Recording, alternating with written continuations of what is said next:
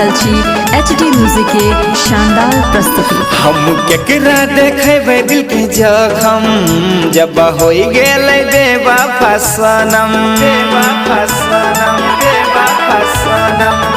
हम केकरा देखेबे दिल के जखम जब होई गेलै बेवफा सनम।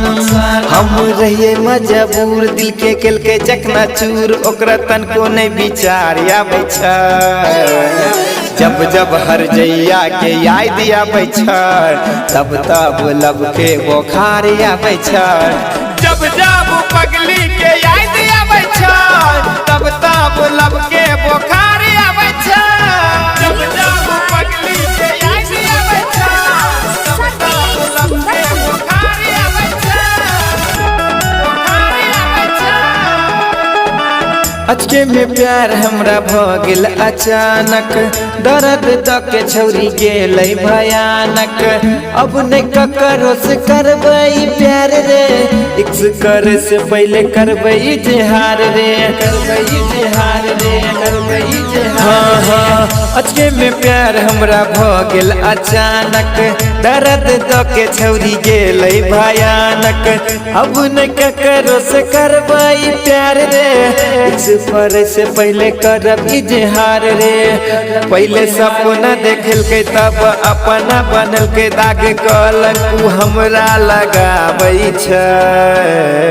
जब जब हर जइया के याद आबै छै तब तब लब के बोखार आबै छै। जब जब पगली के याद आबै छै तब तब लब के बोखार आबै छै। जब जब पगली के याद आबै छै तब तब लब के बोखार आबै छै बोखार आबै छै। राइटर राजू लिखे प्रेम कहानी सोचल सपना पे फिर गेलै पानी। झूठे के प्यार छोरी करे हमेशा हुकुम देव यादव के टूटलै भरोसा टूटलै भरोसा टूटलै भरोसा।